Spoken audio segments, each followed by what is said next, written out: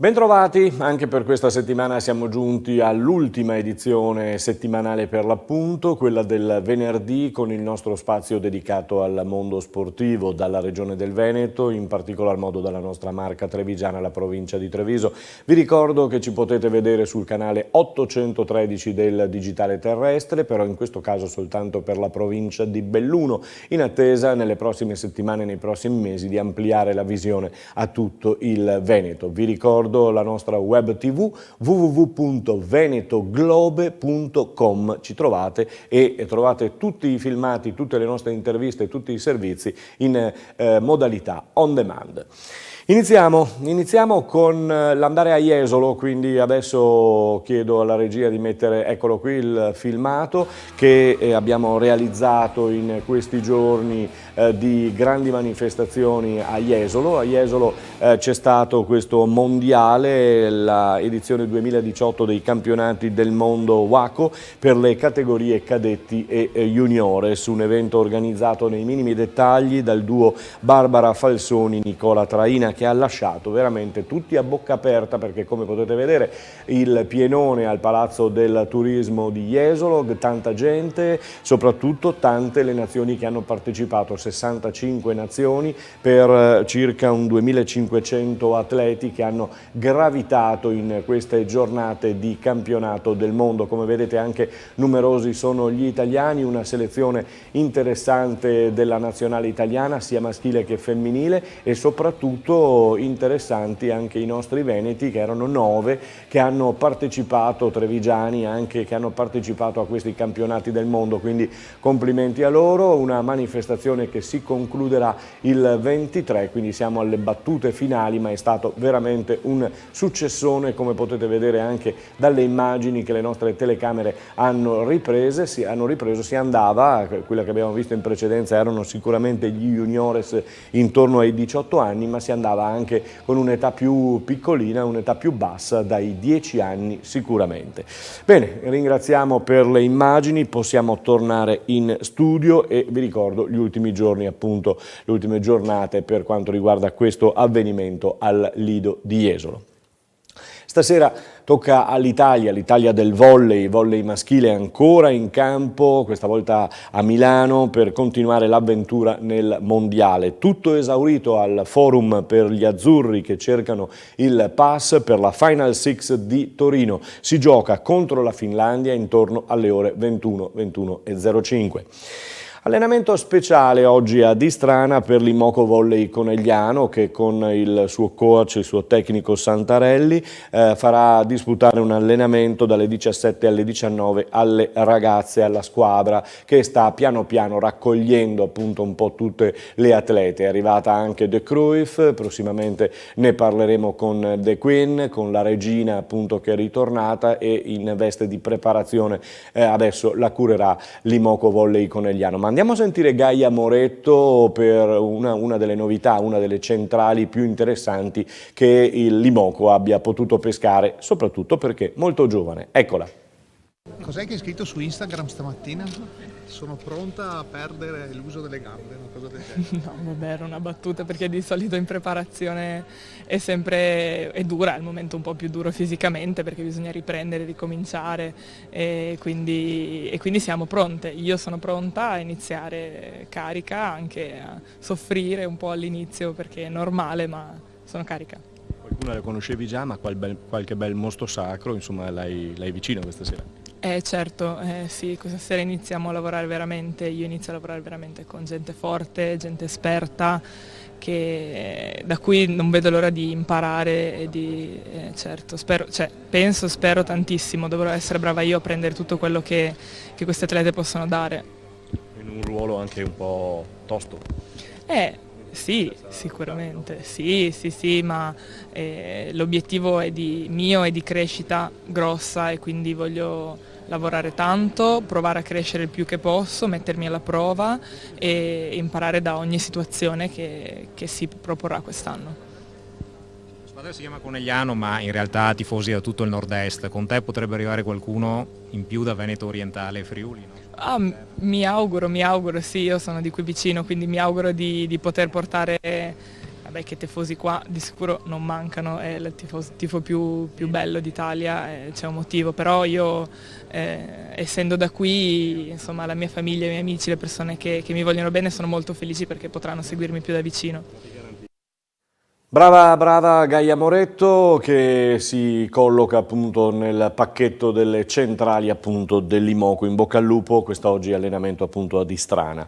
È iniziata, siamo al calcio, come potete vedere la foto del Milan, è iniziata anche l'Europa League, il Milan in Lussemburgo contro una squadra che è di proprietà di un italiano che si era dichiarato l'altro giorno tifoso interista. Ha vinto con il minimo scarto 1-0 con un gol del Pipita, complimenti. Anche la Lazio in campo all'Olimpico contro i ciprioti del Limassol, molto Caicedo per sorridere e per vincere 2-1 soffrendo molto, cosa che però non è piaciuta a Simone Inzaghi. Rimaniamo sempre nel calcio con alcune brevi e allora inizia la Serie A, ricomincia la Serie A, quinta giornata della Serie A, inizierà stasera Spezzatino con Sassuolo-Empoli. In Serie B Cittadella al comando con 9 punti, si ricomincia anche qui stasera con Benevento-Salernitana. La Serie C nel girone B inizia domani con Rimini-Triestina. Domenica invece Renate-Vicenza, Albino-Leffe-Pordenone, Virtus Verona-Monza per quanto concerne le venete friulane. La Serie D vede il Montebelluna, dopo aver perso 4-1 ad Este contro l'Este, cercare il riscatto immediato, lo dovrà fare contro una formazione che ha vinto in settimana il suo recupero e si presenta molto agguerrita allo stadio di Montebelluna, è il Chions, quindi attenzione per la squadra di Checco Feltrin. In eccellenza il girone B vede la terza giornata che si svilupperà così: Calvinoale Luparense, Eclisse San Giorgio Sedico, ci sono già incontrate l'altra sera in Coppa, vedremo se cambierà qualcosa in campionato. Giorgione Istrana, e qui mandiamo un saluto e un augurio sentito particolare al capitano dell'Istrana Zugno, che è ricoverato in ospedale in queste settimane. Sta lottando, ma lo sappiamo, è un lottatore, è un leone, quindi non mollare Zugno. Lia Piave Nervesa, Mestre Vittorio Veneto, Real Martellago Porto Mansuè, certamente il Porto Mansuè è la squadra più in forma del momento, Tombolo Treviso con l'ok al presidente Visentin per il Tenni e per lo stadio di Treviso. Il Tombolo è allenato tra l'altro da un ex Treviso, e cioè Massimo Susic. Union QDP Union Pro riposerà la Liventina.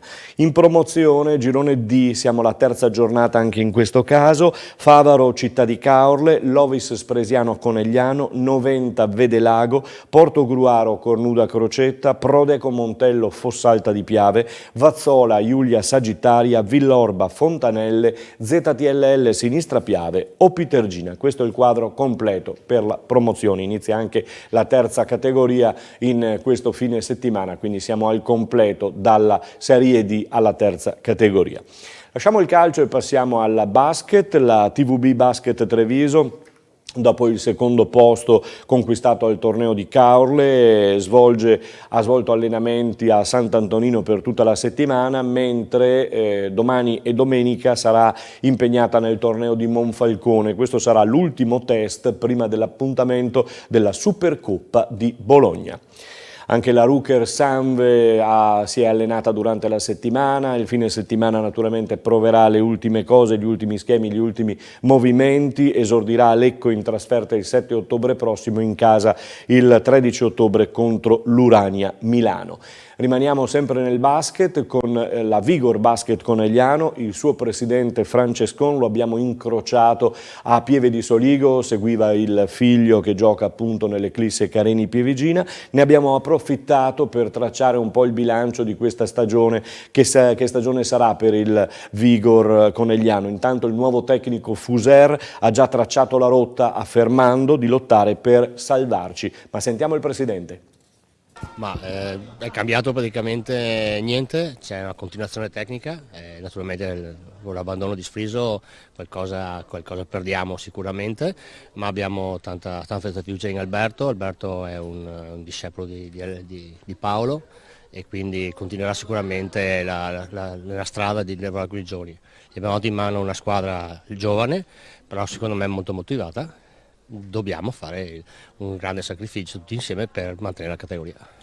Mantenere la categoria che è un discorso che ti sento fare da diversi anni, però ci sei riuscito sempre insomma, in questi anni, quindi diciamo che si sta lavorando proprio per questo, per continuare a portare avanti quello che dicevi te, cioè il vivaio coneglianese. Beh, ma assolutamente sì, secondo me, secondo la nostra idea, il nostro consiglio, noi possiamo fare solo questo, noi dobbiamo lavorare sui nostri giovani e mettere in campo con la nostra prima squadra più ragazzi possibili del nostro vivaio.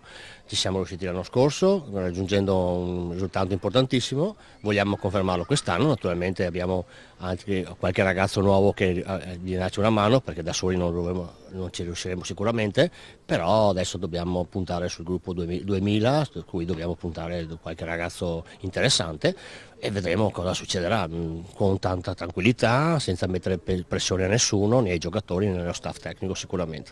È una serie C Gold interessante. Ma è una categoria molto importante, con le regole che si sono create nel mondo basket, questa è diventata una categoria importante, secondo me le squadre si divideranno probabilmente in due tronconi, ci saranno sicuramente mezze squadre che giocheranno per il posto per la promozione e le altre mezze che giocheranno per rimanere in categoria, giusto o sbagliato non so cosa sia. Certamente troveremo un campionato di alto livello, sicuramente questa è una categoria di alto livello. Con la prima sgambata come continuerete? Ma adesso abbiamo in previsione un altro paio di amichevoli, una mi sembra con Roncade, una con Mestre, saranno tutte sgambate, saranno tutte per vedere i nuovi giochi, vediamo questi ragazzi senza andare con tanta pressione e poi punteremo direttamente al campionato. Bocca al lupo. Crepi il gruppo, grazie a voi. E allora, presidente Francescon, del Vigor Basket non c'entra il 94 che è comparso così, non è la dicitura giusta, è soltanto Vigor Basket Conegliano. In bocca al lupo e naturalmente buon cammino nella Serie C Gold, che è veramente un campionato molto interessante. Adesso il rugby, perché ormai è prossimo, domani scende in campo nuovamente, tempo permettendo, perché è bruttissimo il tempo in Inghilterra e in Galles, vedremo quello che succederà. La federazione non ha comunicato ancora nulla, quindi si dovrebbe giocare anche se farà piuttosto freddino e il tempo non sarà dei migliori. Andiamo a sapere e andiamo a conoscere che partita sarà. Ce la illustra Mauro Bortolami, eccolo ai nostri microfoni. Con Marco Bortolami alla Ghirada per parlare del dopo sconfitta. Con che umore si inizia a lavorare durante la settimana? L'umore è alto, la prestazione dei ragazzi è stata molto buona, in linea con quello che ci aspettavamo prima della partita. È un peccato perché era una grossa opportunità per noi per portare a casa un'altra vittoria, però diciamo che ogni partita ha il suo andamento e sicuramente sarebbe stata una grande partita da vincere, ma non ce l'abbiamo fatta. Ci dà molta convinzione da un certo punto di vista e molta voglia di lavorare e affrontare il prossimo impegno al massimo. Che partita è stata questa? Perché tutti hanno parlato bene del Benetton. È stata una partita molto aperta, giocata da entrambe le squadre in maniera molto aperta, molto fisica. La risposta della squadra è stata di altissimo livello, in linea con una delle migliori squadre del Pro 14, per cui ci dà molta fiducia nel lavoro che abbiamo fatto e in quello che ci aspetterà di fare nel prossimo futuro. È chiaro che l'umiltà e l'entusiasmo stanno alla base del nostro modo di lavorare, alla base delle nostre performance, per cui dobbiamo assicurarci di mantenere la linea che stiamo percorrendo. Dove bisognerà lavorare questa settimana, dove bisognerà migliorare? Migliorare nella copertura di campo degli spazi allargati, perché Ospreys è una squadra che gioca molto con i tre quarti, ha dei tre quarti molto fisici che, se lasciati ovviamente con delle opportunità, possono far male. Il nostro pacchetto di avanti è competitivo, dobbiamo aggiustare alcune cose, ma credo che abbiamo tutte le capacità e le qualità per andare a Swansea e dire la nostra. Poi ovviamente la partita dirà, il risultato sarà quello che sarà in base a quello che succederà in campo. Ogni sconfitta comunque insegna qualcosa, quindi che cosa prendete da questa sconfitta? Sì, è importante imparare dalle vittorie e dalle sconfitte, impariamo che siamo a livello delle migliori squadre di questo campionato, impariamo che non sempre la squadra migliore vince, in quanto ritengo che fossimo noi la squadra migliore in campo, impariamo che magari ci sono degli episodi che possono anche andarti contro, ma nel lungo termine siamo convinti che il lavoro pagherà e ci premierà, per cui manteniamo la linea che abbiamo mantenuto fino adesso e approcciamo la prossima partita nel migliore dei modi. Prossima partita che potrebbe vedere anche dei recuperi, dei giocatori che recupereranno. Sì, un ragionato turnover è importante, uno per dare l'opportunità a tutti i giocatori di dimostrare il loro valore, perché lo stanno già dimostrando in allenamento e ogni giocatore ha bisogno di dimostrarlo in partita e far vedere quanto bravo è. E dall'altro, per mantenere le performance alte, un giocatore a questo livello e con questo rugby può giocare 2 massimo 3 partite e poi ha bisogno di un certo tipo di recupero, un allenamento specifico per ritornare al massimo, per cui ecco, fino a che gli infortuni ce lo concederanno, il turnover sarà un turnover ragionato con un ragionamento dietro, i giocatori sono partecipi di questo, la fiducia reciproca è molto alta e credo che questo stia alla base poi del modo anche nostro di scendere in campo e di fidarsi gli uni degli altri. Partita sarà, perché il campo è sempre stato un po' ostico per il Benetton. Sì, è sempre stato ostico, ma questo è un Benetton diverso, per cui sicuramente scenderemo in campo a testa bassa, pronti a lavorare, sapendo che sarà durissima, però credo che se riusciremo a portare in campo quello che abbiamo fatto fino ad oggi nel prestagione con un approccio positivo e determinato, potremo essere della partita, per cui nessuna illusione che sarà una partita semplice, ma questa Benetton deve essere pronta ormai anche a queste sfide diverse rispetto al passato e a giocarsi le proprie chance. Sì, deve giocarsi le proprie chance, un Benetton diverso, ha ragione Bortolami quando parla appunto anche di recupero e di turnover. Bigi, Riccioni e Brex potrebbero essere della partita, o almeno quantomeno inseriti nel roster e tornati ad essere inseriti nel roster dopo gli infortuni.